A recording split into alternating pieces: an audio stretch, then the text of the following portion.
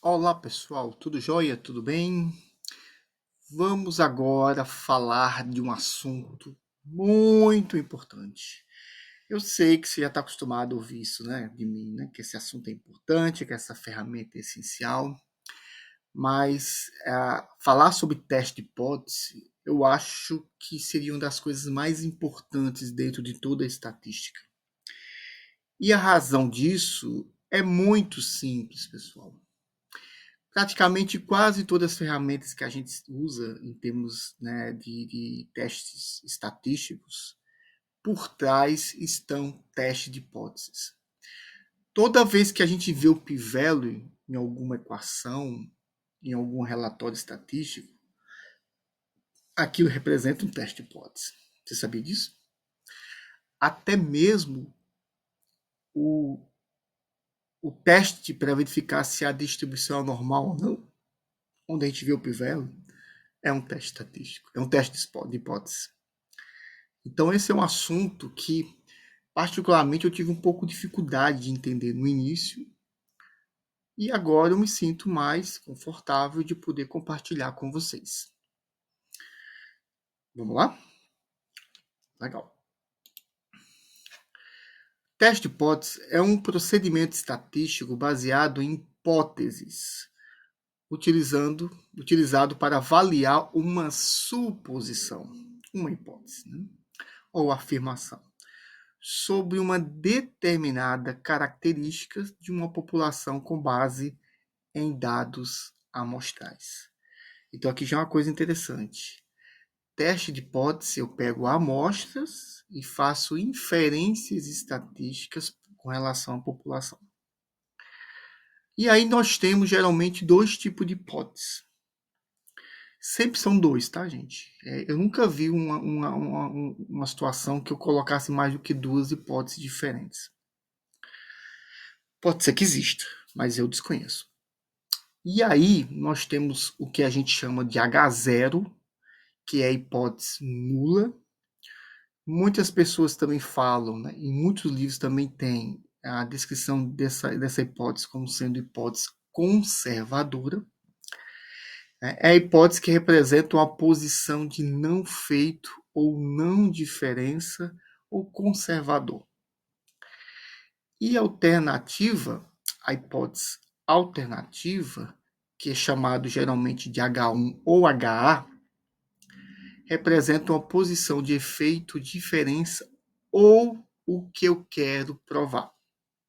Então, eu tenho duas situações, duas hipóteses, uma é conservadora e a outra não. É o que eu quero tentar provar.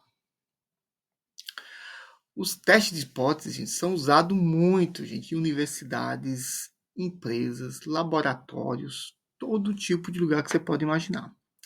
E, obviamente, a gente pode usar teste de hipótese em qualquer estudo que a gente for fazer, ou até mesmo em validações de melhoria.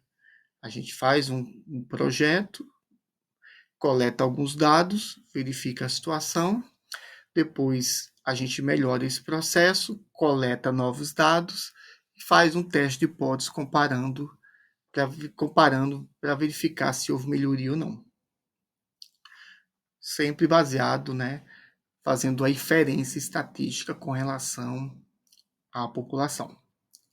Então é muito utilizado. Tá bom? Vamos lá.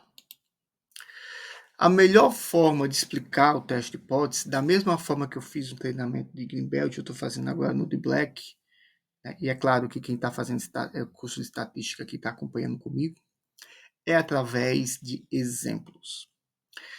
Então vamos lá.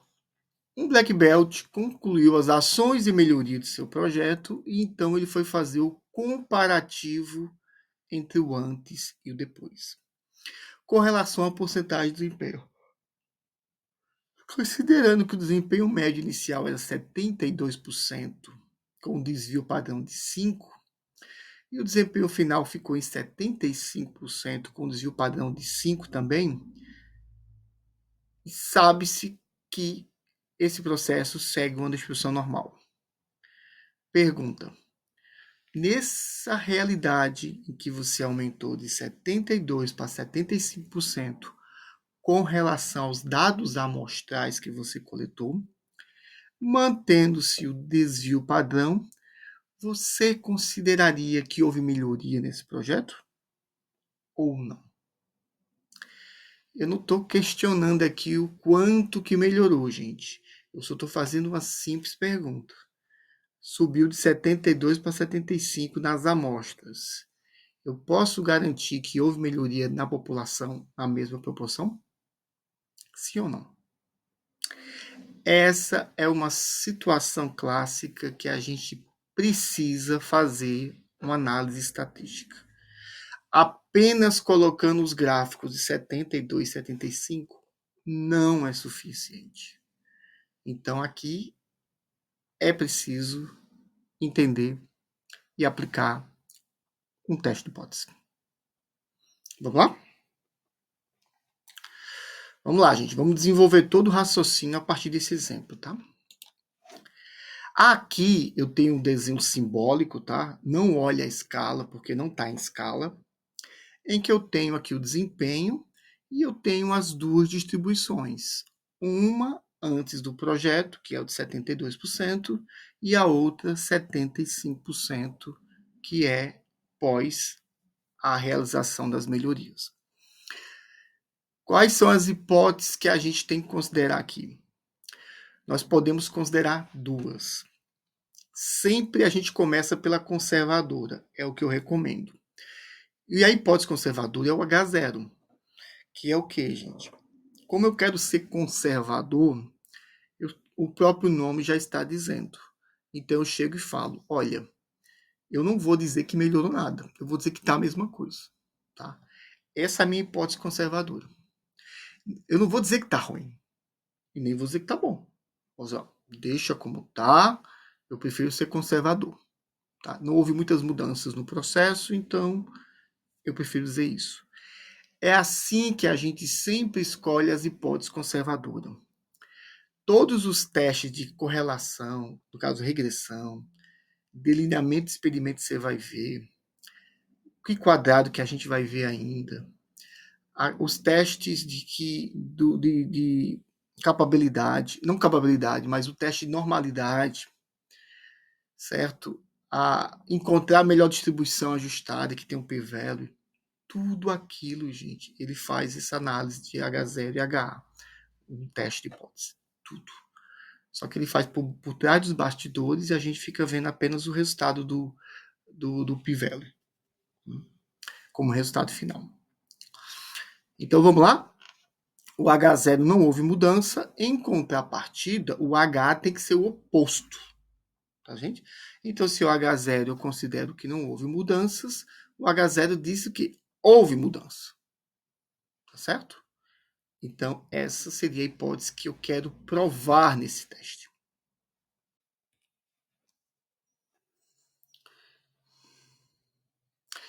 Então, pessoal, vendo agora essas informações que eu estou mostrando aqui agora para vocês, o que é que nós temos aqui?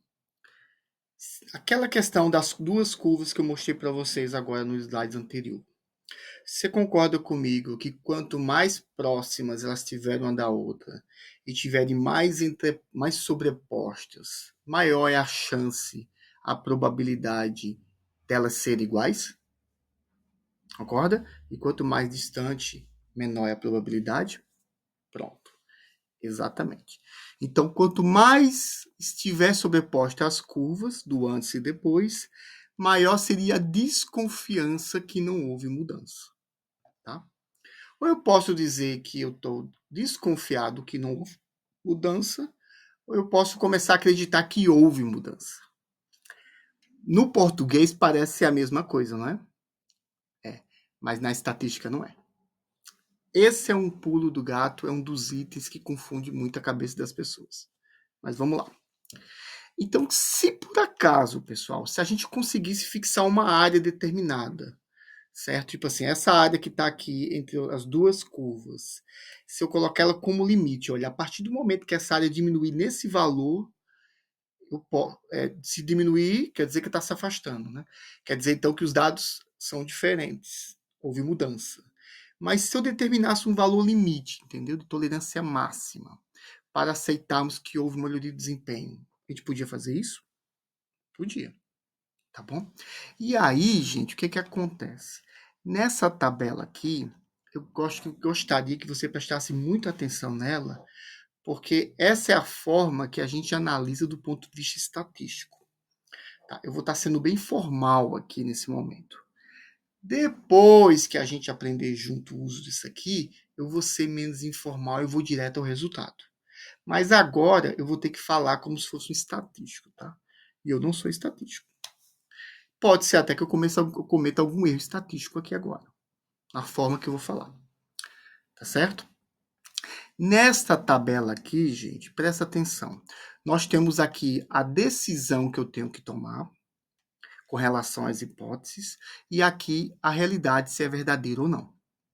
Tá? Primeira regra, gente. A gente discute sobre o H0 durante a análise estatística. E essa decisão é o seguinte: eu aceito ou rejeito o H0? É o que está aqui na decisão. Ó. Notem que eu não estou falando nada do HA. Nada. Ah, Israel, mas você me disse que o H é o que eu quero provar. É, mas eu não falo dele. Eu discuto sempre sobre o H0. Por quê, gente? Porque é o seguinte, o ato, eu posso aceitar o H0, desculpa, eu posso rejeitar o H0, tá? É sempre questão de rejeição, tá? A questão é o seguinte, eu tenho evidência suficiente para rejeitar o H0? Não tenho, então não rejeito. Eu tenho evidência suficiente para rejeitar? Tenho, então eu rejeito o H0.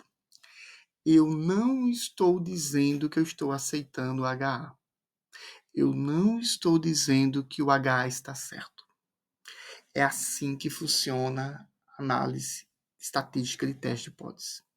Eu foco no H0 e decido se rejeito ou não.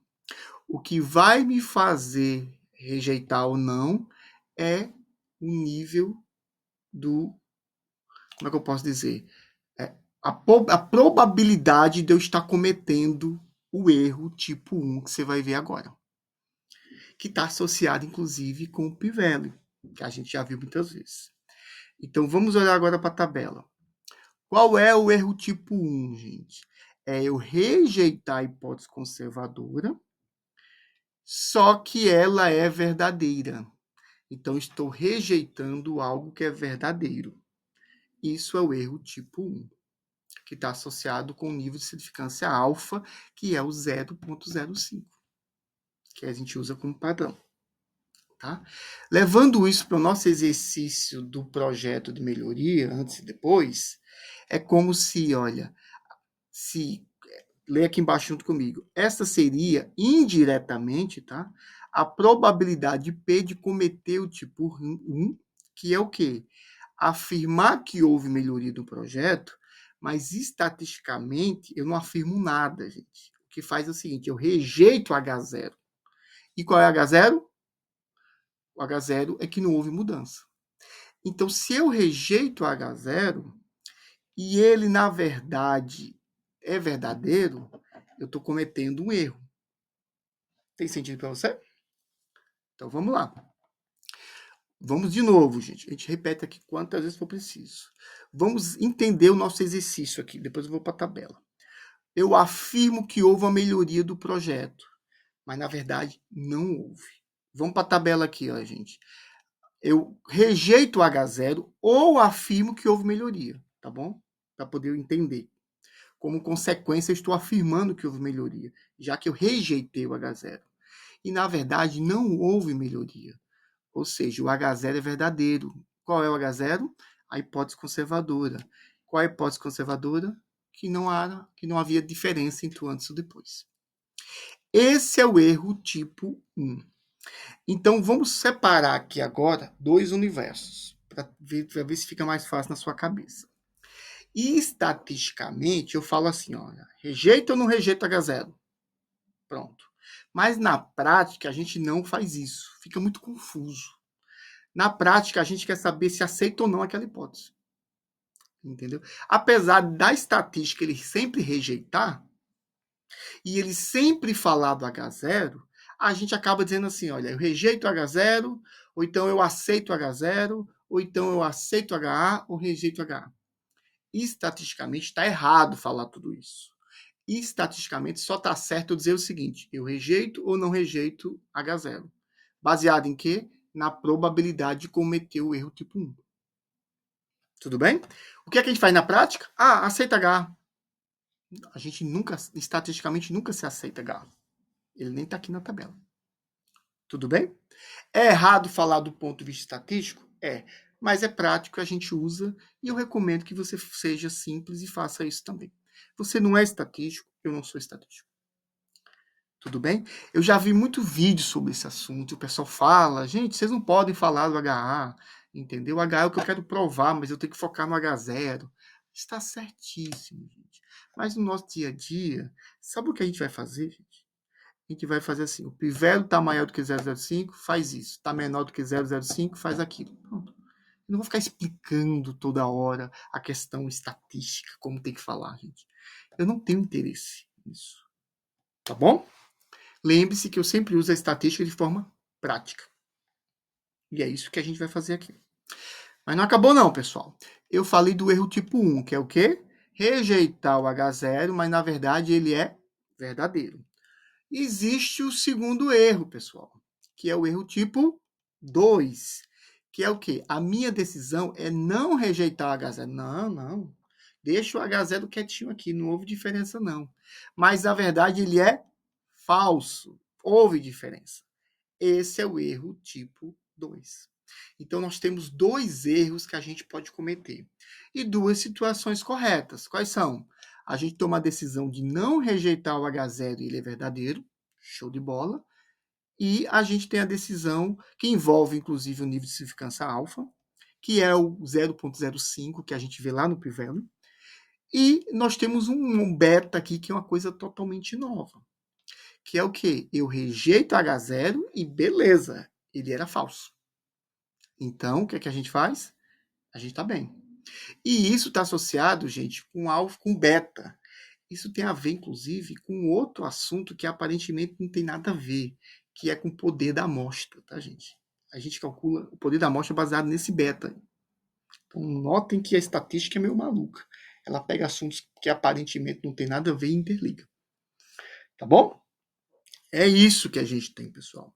Então, se você está com dúvida, olhe com calma. Mas qual é a parte boa nisso? Quando a gente for fazer nossos testes de hipótese, a gente só vai olhar se a gente está cometendo o erro tipo 1 ou não. Se a gente rejeita ou aceita o H0. Tá? Ou, em outras palavras, se a gente rejeita H0 e aceita HA. o H1. Tudo bem? Tá mais calmo agora? Beleza.